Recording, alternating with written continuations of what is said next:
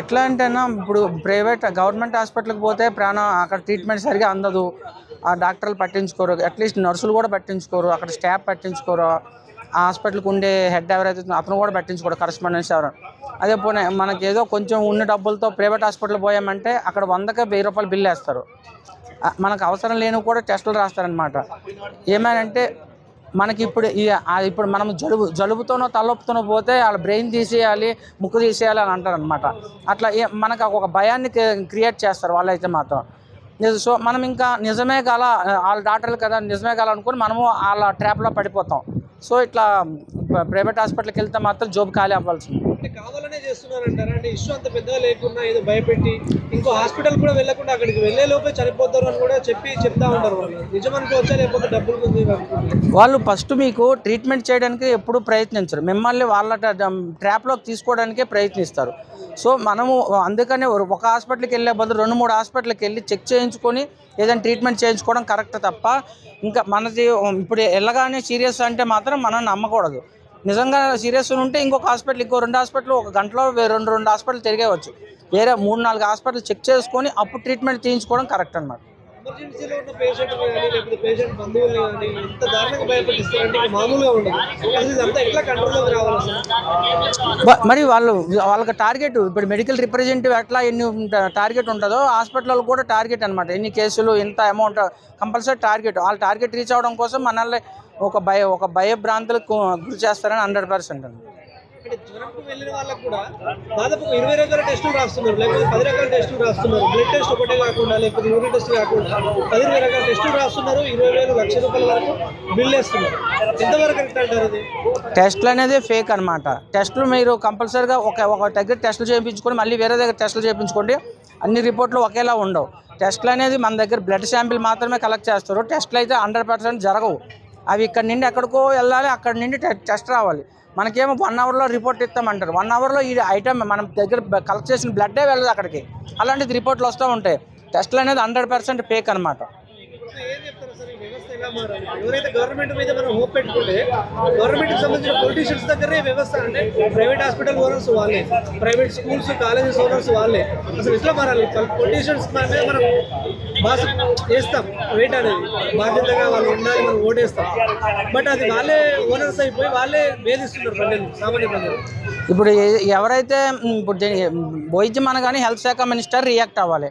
ఆయనకే 100 హాస్పిటల్ ఉంటాయి సిటీలో, స్టేట్లో. ఇంకా ఆయన ఏం రియాక్ట్ అవుతాడు?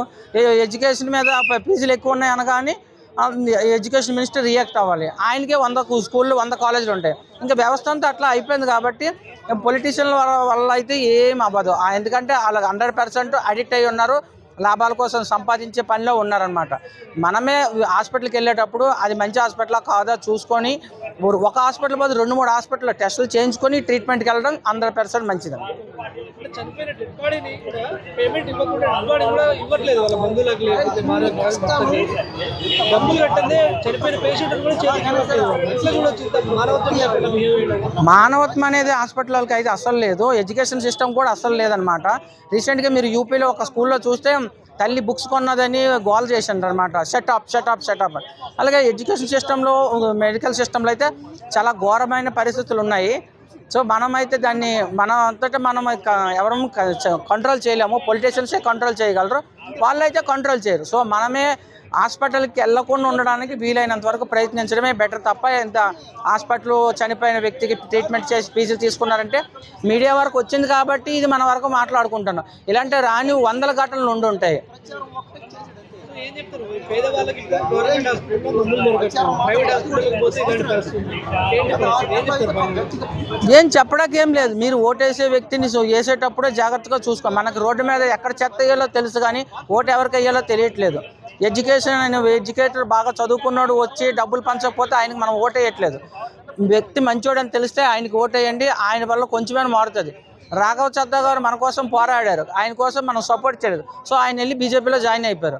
సో మన కోసం ఒక వ్యక్తి మంచోడని వచ్చినప్పుడు ఆయనకి మనం సపోర్ట్ చేస్తే ఆయన మనల్ని ప్రొటెక్ట్ చేస్తారు.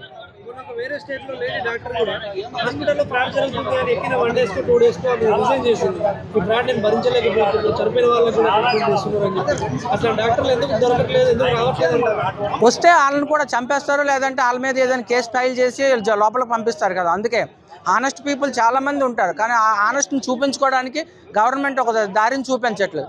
సరే గవర్నమెంట్ ఇవ్వకపోయినా ప్రజలైనా వాళ్ళకి సపోర్ట్గా ఉంటారంటే ఏ ప్రజలు కూడా ఆ ఆనెస్ట్గా ఉండే వ్యక్తికి సపోర్ట్గా ఉండట్లేదు.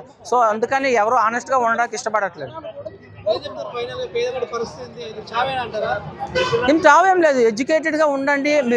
మీకు అవసరమైనప్పుడు మీరు రైట్ టు ఆస్క్ అని ఉంటుంది కదా, మీరు అడగండి. తప్పు జరిగినప్పుడు మీరు అడిగితే మీకు ఇంకొకరు సపోర్ట్గా వస్తారు. పబ్లిక్ ఎలా తయారయ్యారంటే నా సమస్య కాదులే అనేది చెప్పి ఆ విధంగా రియాక్ట్ అవుతున్నారు. సో అది అయితే కరెక్ట్ కాదు. ఈరోజు ఆడికి వచ్చింది రేపు మనకు వస్తుంది అనే విధంగా పబ్లిక్ యూనిటీగా ఉంటే ఏదైనా పాసిబిలిటీ అవుతుంది అనమాట. హాస్పిటల్స్ కూడా 5 స్టార్ హోటల్ లాగా చూస్తే అద్దాల మేడలు అట్లాంటివి చూస్తారు. అట్లాంటి అద్దాల మేడలు బెటర్ లేకపోతే మంచి వైద్యం బెటర్ ఉంటారు. ఈరోజు మంచి వైద్యం ఎక్కడ ఉందండి? మంచి వైద్యం అంటూ ఏం లేదు. ఇక్కడ హాస్పిటల్ అవుట్లుక్ చూసే చాలామంది వెళ్ళిపోతున్నారు, లేదంటే దగ్గర అని చెప్పి వెళ్ళిపోతున్నారు. అసలు పేషెంట్ తీసుకెళ్లే వ్యక్తికి బాధ్యత ఎక్కడ ఉందండి?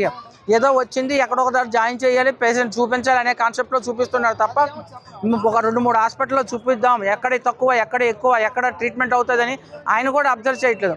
ఒక వాషింగ్ మిషన్ కొనేటప్పుడే 3-4 దగ్గర షాపులకి వెళ్ళి చెక్ చేస్తాం. అలాంటి మన బాడీకి చెకప్ చేసుకునేటప్పుడు, ట్రీట్మెంట్ చేసుకునేటప్పుడు మినిమం 5 హాస్పిటల్ని చెక్ చేసుకొని ఏది ఫెయిర్గా ఉందో చెక్ చేసుకొని అప్పుడు అడ్మిట్ అయితే బాగుంటుంది అనమాట.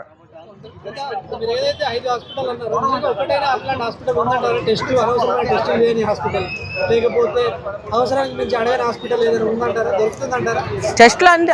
టెస్టులు లేకుండా హాస్పిటల్ అసలు నేను చెయ్యి కూడా పట్టుకోడు. ముందు టెస్టులే చెప్తాడు. టెస్టులు చేసిన తర్వాత ఆ టెస్టులు చూసి నీకు ఇది ఉంది అని చెప్తాడు తప్ప ముందు అయితే ఏం చెప్పాడు. ఆ 5 హాస్పిటల్ ఎందుకు అన్నానంటే ఆ 5 హాస్పిటల్ అయినా ఒకటి దొరుకుతుందేమో, దొరకకపోతే 10 హాస్పిటల్కి వెళ్ళాలి. ఆ సంఖ్య మనం పెంచుకోవాలి తప్ప, మంచి సర్వీస్ దొరికే వరకు మనం పెంచుకోవాలి తప్ప వాళ్ళైతే మారరు. వాళ్ళు కంప్లీట్ మార్కెటింగ్ చేస్తున్నారు, వాళ్ళు ట్రీట్మెంటే చేయట్లేదు.